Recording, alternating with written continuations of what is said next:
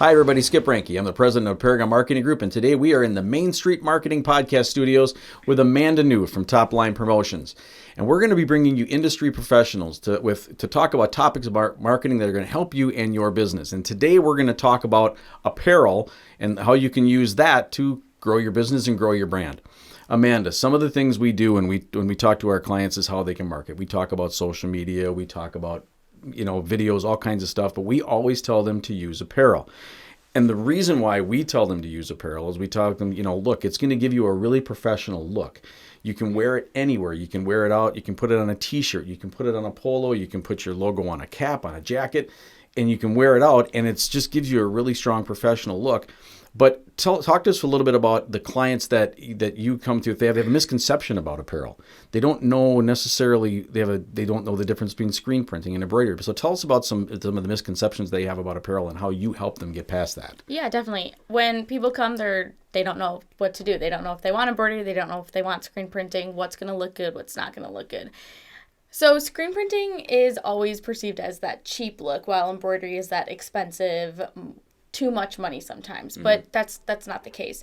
It is dependent on stitch count, how many stitches there are, how big your location is, is it full front, is it full back, is it left chest, right chest, is it a cap front? There's so many different things that go into it. So some of the misconceptions is that screen printing is cheap and it doesn't work, it peels off, but that comes down to, again, are you taking care of your products? Are you washing it inside out? Are you air drying it? Or are you just throwing it in the wash and just letting it go? So there's a special way you have to wash those a special way? You don't have to, but it's recommended that you wash it inside out and then you air dry it. So on all things that I have screen printed, that's how I wash it. I'm also picky and I don't want things to get ruined because you spend good money on that. And if you're spending money to sell it to your clients or give it to your employees, you want it to last. You want them to want to wear it and you want it to look good on them. It's interesting. I didn't know that. So you talk about stitch count. Now, I know that they did our logo, and I'll do a little heart around it. They did our logo, and they did this shirt, and they did a phenomenal job. But now, our logo is got a lot of activity going on inside of it. So when people are designing logos or they're redoing their brand, that's something they should be taking into account when they're looking at where are they going to use it and being apparel number one. I mean, so talk a little bit about that with regards to the size of it. I mean, you don't want it to be too monstrous or too big. Exactly. But when they design it, what should they be thinking about? So if you're thinking about a left chest, you typically don't want to go to more than 4 inches wide. You want to stay within that 4 inches because we do have what are called hoops, and that's what we place your shirt in to make sure that it will fit in. And then our embroiderer, Deandra, is really good about helping me, because I'm not the expert there, on measuring it and, making sure it's going to fit and it's going to look good. Because something on your left chest, you don't want it to be massive. You don't want it to be too much. Yeah. But so we like to size it. So something like that, I would say, is around probably 4,000 stitches.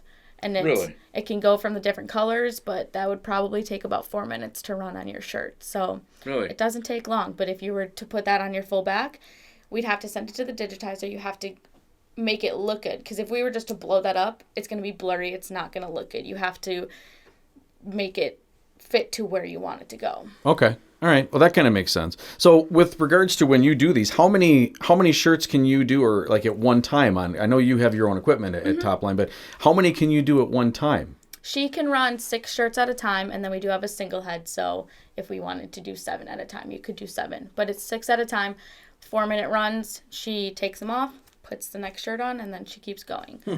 This has got 4,000 stitches in it. That's pretty crazy. That's my guess. Well, I'm gonna take it back and I'm gonna pull out every single stitch. And if you're off, you have to pay me a new shirt. Okay. No, I'm just kidding you. But when people are looking at using some of their apparel and using this, how do they use it? Do they use it for giveaways? Do they use it? I mean, obviously they give it for their employees, but we tell them, they say, look, you can use it to create a professional brand. When let's say they got a cruise out in the public, they should have that.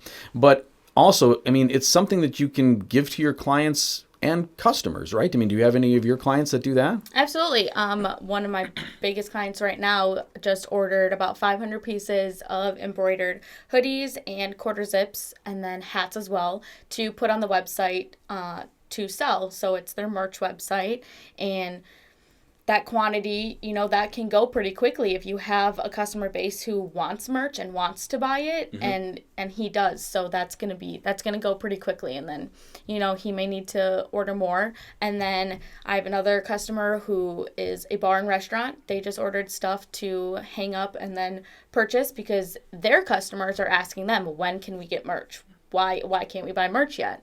And that's like the biggest thing, because people, if it's their favorite place to go, they want to wear it. They want to represent it. Sure. So if it's a conversation starter as well, in my opinion, if you just have 3 letters on the top, if we just had TL on the front of a hat, someone's going to be like, well, what does TL stand for? Well, Topline Promotions. Like, this is what we do. And that's one of my biggest things, is like, you want people to want to ask. And that brings up an interesting point, because this is something we tell people. Everybody has to wear clothes. Right. I mean, obviously, you can't just walk around naked. Some people might like to do that, but I mean, but everybody's got to wear clothes. So why not make this? It's a very cost-effective form of advertising. I mean, since you got to wear clothes anyways, and we have different seasons, you can wear different things around at different seasons. So, like, I know from just a personal experience with I had a hat on, and it was my camouflage hat that we have, and I wore it into a hunting shop, and they're like, "Oh man, that is really cool. What do you do?" And I explained it to them, and they said, "Where can I get those hats?" And I got them from you, actually. But you guys were out, and so I have to get them back from this year. So don't forget to let me follow up on that. But in any event, it helped me had a conversation started with this person. And ultimately, what ended up happening is we ended up doing business together. And that happens quite frequently with a couple of other clients, like an HVAC company. They got it on the back of their shirts to say, "Oh, I got to get my furnace tuned up." So it really does help people start conversations. So can you have any story about, has anybody ever told you a story about, where they've had it on and they said, "Oh, this just made me a ton of money"? Has anybody ever had that? You ever run across anything like that yet? Not yet. I've only been there for a couple of months. Right. So I'm, still getting my feet wet. Okay. So not anything crazy. I have people who blow up my phone about my customers as well. When can we get this? When's this going to be on the website? I'm like, I don't know, because I created it and now it's in their hands. So I will let you know once I know. But nothing crazy. I mean, what I like to tell people is, when your logo is on somebody else, they are your walking billboard. We see them everywhere. You're driving down 94 and there's billboards everywhere. And you see it and something clicks. And then you're like, oh, like you said, oh, I got to do my HVAC stuff, Sure. Stuff like that. You are a walking billboard in a way, when you're wearing other people's stuff or your own. And it starts a lot of conversations. Absolutely. All right, let's take a break for a minute.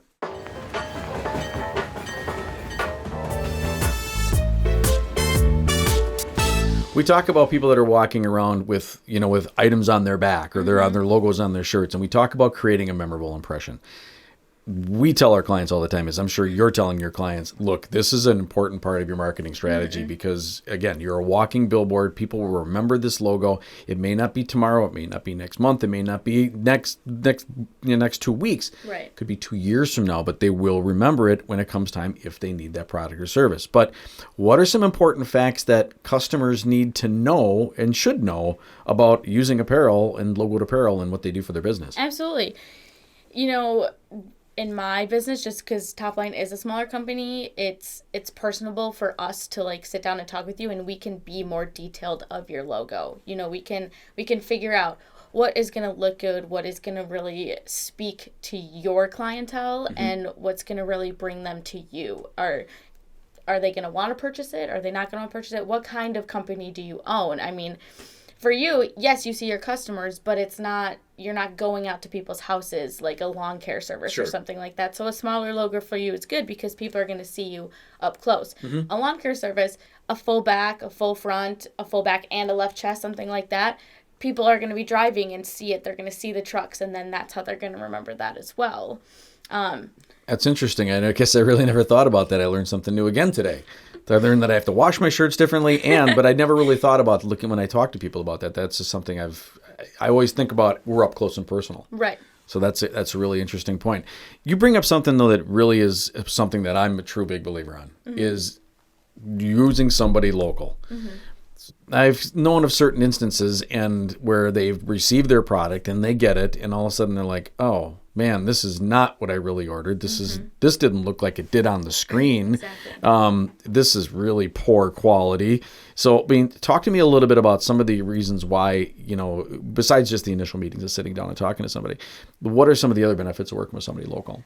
We pay a lot of attention to detail. If we see something that doesn't look right, we're going to contact you. We're going to let you know, hey, do we want to fix this? How do we want to go about this? Mm-hmm. I'm not sure that this will look good for what you want to do. How can we edit that? And I actually have a customer right now who that happened to. They had ordered a bunch of stuff from an online company, and the logo was tiny. Like, you could hold up the sweatshirt and you can barely see it. Tiny. Man. Blended into the sweatshirt, it didn't look good. And they had bought 200, 300 of them. So now they're just stuck with those. And, you can give them away. But do you want to give away something that doesn't truly represent your company? Mm-hmm.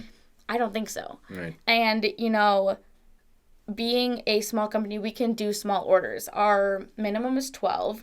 And a lot of people order 12 or more. But we can also do 700. So we can be in between. A lot of those online companies is you have to order 100 or 50 or 250. So when you go to a small company, they can not only be more personable, they can pay more attention to detail, and then we can do smaller orders for you. If you're not a massive company, you don't want to order a ton. Right. And if you think about that from let's say from a small business owner's perspective, from a budget perspective, mm-hmm. I mean, if now they may be paying a little bit more because you're paying a smaller quantity, but not necessarily always that much difference than what you'd have to pay for, like, if you bought 50.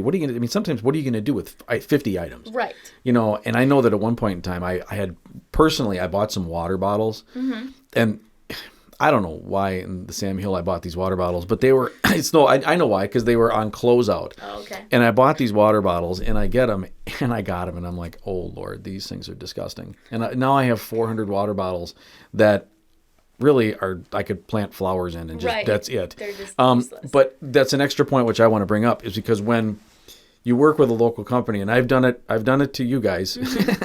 is that you can get samples. Yes. And it really made a big difference in a bunch of orders that we've done over the years with you, is that saying, look, here's a sample of this, let's say this hat. Mm-hmm. Oh, that's not what I thought it was. This right. is not at all what I envisioned. Right. So that's a really interesting point. That's one that I want to bring up to people, is that you can always get samples from somebody, and it's a lot, it makes headaches go right. away a lot more. And going off of that, it's apparel. When you look at it online, you can read the description, you can tell it's a 50-50 cotton, but until you touch it, you don't know what it feels like, you don't know how it fits. Everything fits different. I have one shirt in a large, and then I have another shirt that's in an extra large, because they just fit different. Some people can wear smalls, and then they have to wear a large in a different type of shirt. So ordering those samples allows you to have your employees try it on, you can try it on yourself, and then make a decision from there, because some textures can be thicker, or some materials, I should say, can be thicker, and some can be thinner, feel cheaper, sure. quote unquote. Oh, yeah. But, it really does allow you to pick exactly what you want and exactly what you are looking for, yeah. and you are getting your money's worth.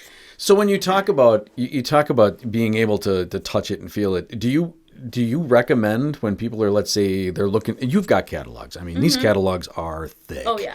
And so you've got tons of items in it. Do you recommend for them to, if they want to see if it's going to fit, do you have them order a size and then have that brought in, or how do you do that? Typically, if they know what they want, we'll just order it, whatever. But if they are questioning it, if they're not sure, yes, how many samples do you want? I just had a customer order 15 pieces, and it was 3 or 4 different styles, and they ordered like a small, a medium, a large, extra large, extra large, so they could see how it fits, and then ended up almost all of it is going into their order. So we already have that in-house. We just have to order the rest, and then it goes right into your order. It's not anything crazy.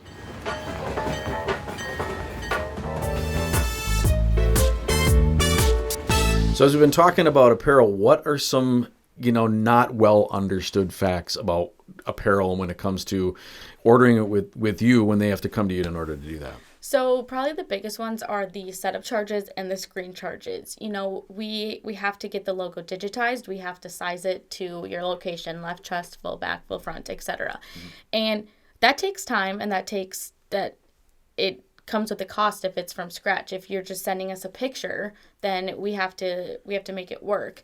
That's probably one of the biggest ones. And, you know, sizing it, we have to print it off and make sure it's going to look good. We're not just going to get it done, print it off and put it on your shirt and call it a day. That's not what we do. We care and we pay attention.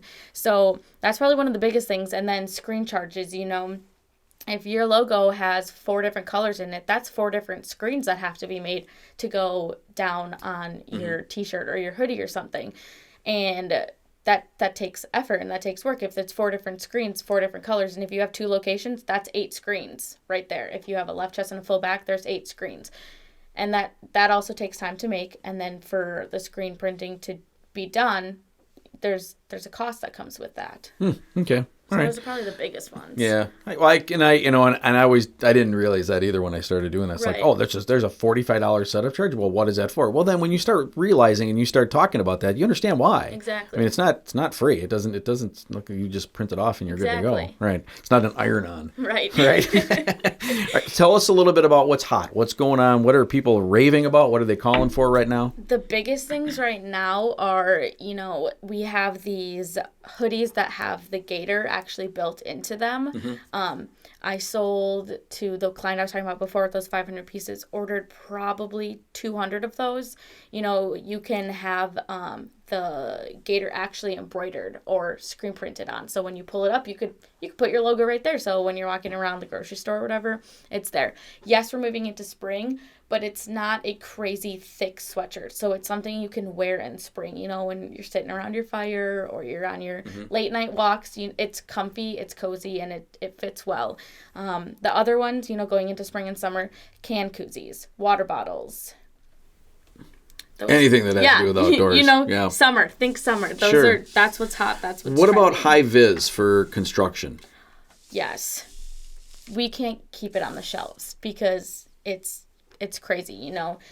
COVID hit and a lot of places had to shut down, but then that gave them the opportunity to be able to shut down the roads and do it, and they needed apparel. They needed to dress their guys. We have 2 companies right now that are like a paving company, and they all high vis, you know, they need a lot of it. And Well, it's for the safety of the employee, especially when they're out on the roads. You know, Absolutely. so that's why I think it's a very important product. absolutely. And construction's one of our biggest clientele that we have too. Awesome.